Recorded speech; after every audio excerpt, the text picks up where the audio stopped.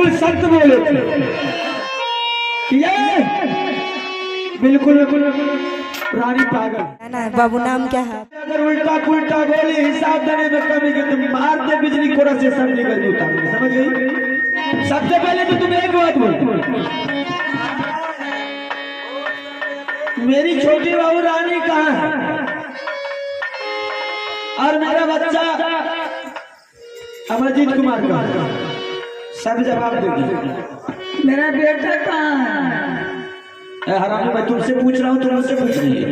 मैं तुमसे पूछ रही हूँ। उतार दो उल्टा पुल्टा बोलते बुखार उतार देंगे मार दो। किसको मारेगी? लोरी से दम तोड़ दो। उल्टा बोले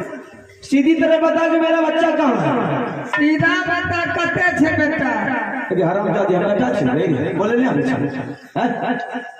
उठपटांग बोले छे बुखारे उतार दे बोलते मैं कते छे बेटा बता ने। कते छे बेटा बता ये कौन भाषा छे? बता ने कते छे बेटा रे? तेरे मारा छी तेरे बेटा मारा छी। मैं तुमको अगरबत्ती दिखाएंगे अगरबत्ती दिखाएंगे हरामजादी चलो जाओ सीधी तरह बताइए ये बात करके तुम जाएगी क्या? हाथ करी मेरे हाथ में तुम जाएगी क्या? बुखार तो उतार दे मेरा। मार दो बेटा। फुला दे बोलने के लिए नहीं थे बेटा बेटा खौजली ऊपर तो कर देंगे आज मारते बिजली कुड़ा से मेरा बेटा कहा जल्दी हो दिल दीवाना रे जान दिल दीवाना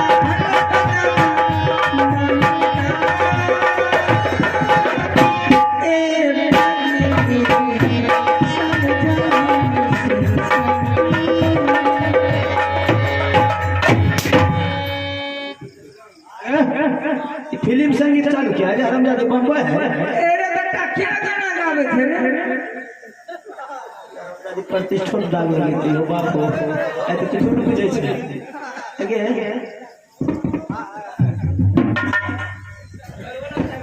हरामजादी थूक छो गंगा जी से मारबो ना हरामजादी लाई मारबो बेटा। ऐसे दुल्हन से छिड़िया लगी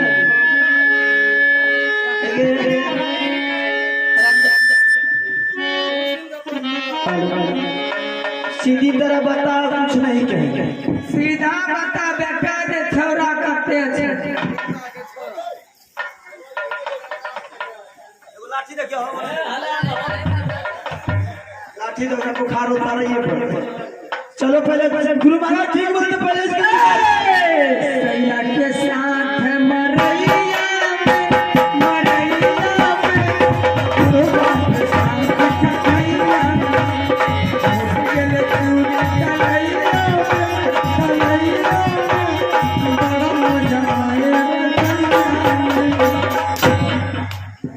उल्टा बोले तेरे पजवा का मारे सैया मार दो लोरी से तार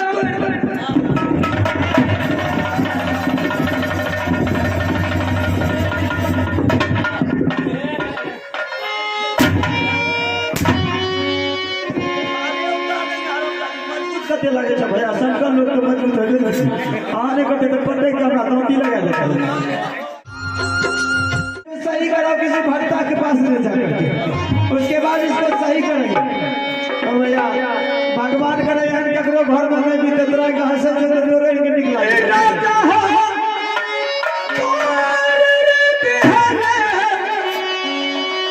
बाजू के खुदाना एक से एक फिल्म आ गई तो एक से एक फिल्म सुना जा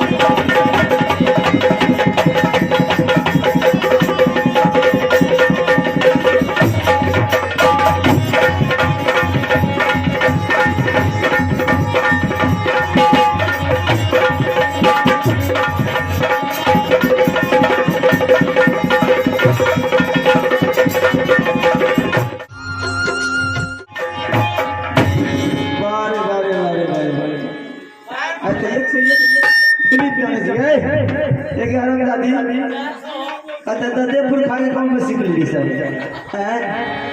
सरकार बता के एक से एक बना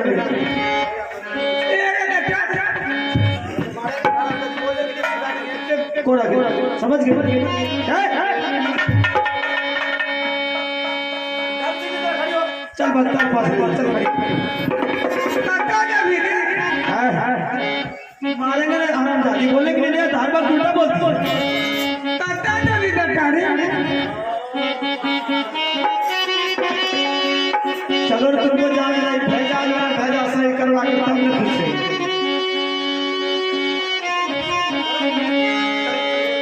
अरे उतराही हिरादा से दैवा है चला लई अरे छौरी रे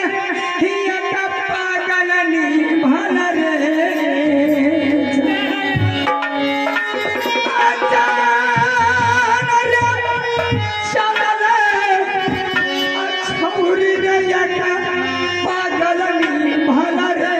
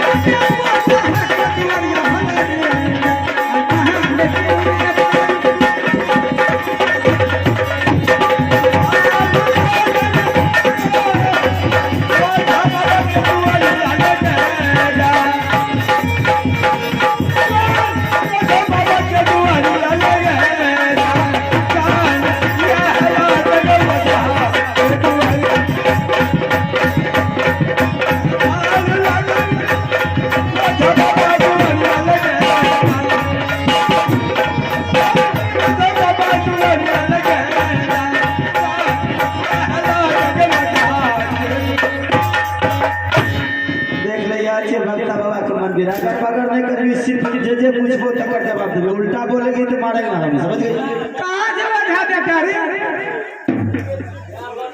तो दाई दे के गुरु ने छोड़े छे सब तोरे बेटा छे तो सबके मैच भेगे हरमजादी मोर धला है पिया फिर शर्मा धला रे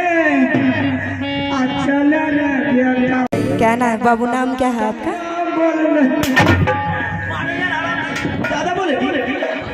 हरमजादी कुछ से कुछ बोलती सीधी तरह बात चलो हट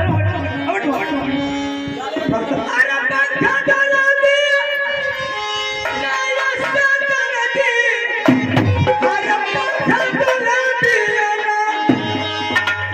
हमका करम बहुत सता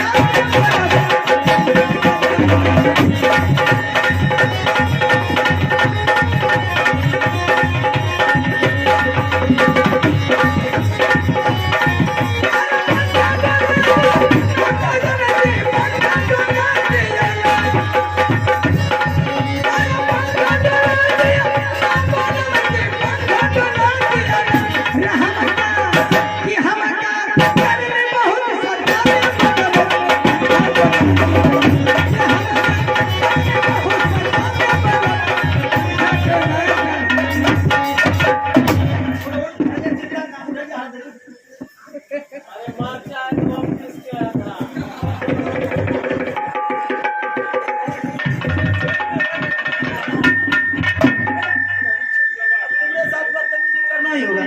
बैठो अरे भक्ता बाबा बोला तो बैठ पे हाथ मोर सैया गेले पंजाब है हम चल पड़ीना मोर सैया गेले पंजाब है हम चल पड़ीना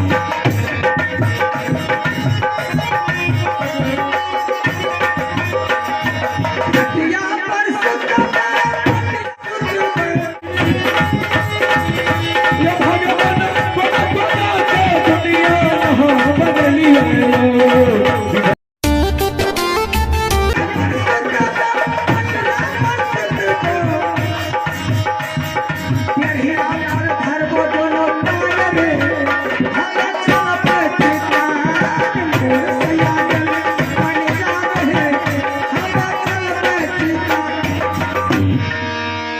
चितंग चल गई तुमको चितंग चल गई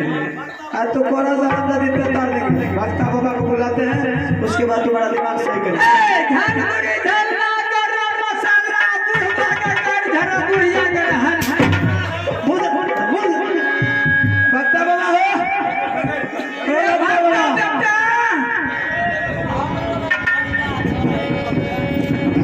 भक्ता बाबा ये हो गुरु बाबा का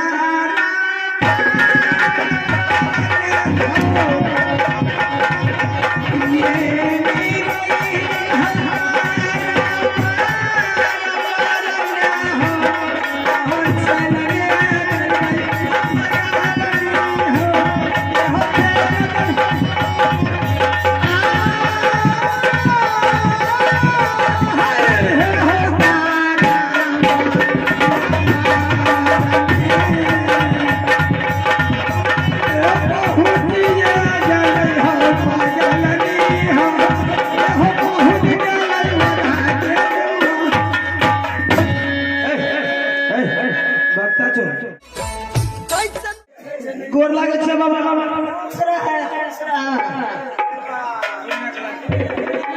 ओ बाबा की कहबा बाबा ये हरमजादी त हमरा हगा के खा गेल बुझलो माथा चट गेलो उ त कम सब पागल जो ओकरा वो अपनो से बेसी हमरा पागल क्या देलकै ए बाबा ए यहाँ एलिए ने की कहै छै ए भरना चौक पर सिलेट चौक पर काल के खपैती में एगो भक्ता छै सही बात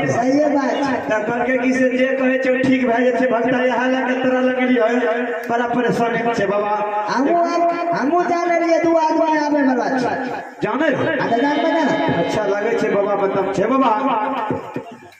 ते बाबा भक्ता के छिया हो भक्ता हमे छी अच्छा तो ही छी अपन यार हमे छी बुड़बक भक्ता पनियारो हमी छे भक्तो तो ही छे अरे सुजा यार ना छो देखो था जैसा पनियार भक्त बताओ भगत भक्ता अच्छा बाबा है अब जे कहे ना देखे जो है कुपत रहिया हरामी के ई के छो बाबा ये से हो की बोलो बाबा यही ना से कर इधर आगे जो पागल ओ बाबू ए बाबा बैना सुनो ना बैना बनना छन छे बैनाथपुर चौक से निकल लिया ना एगो पान के दुकान पे एगो युवक बैठल है बुझलो बाबा आईना पान में आप लेकर के हो भाई की बात छे बना हाथ गोर पान ने जो संकल त नहीं छ जवानी बाबा ये रमजादी ओकर बात लग सुई और एगो सोच से ईटा हम उठा के पान के दुकान वाला के मुंह पे ई कहे छी कि मारे छी हम नहीं एगो बात बोले छियै से ओकरा नहीं कहिए कहाँ अगर उ सुन लेलको कि हमरा पागल कहे छै त धोती कुर्ता खोल के तार नाम के गाड़ देबै हमरा आरो पागल बना दियो अगर बदल ले ना भक्ता छै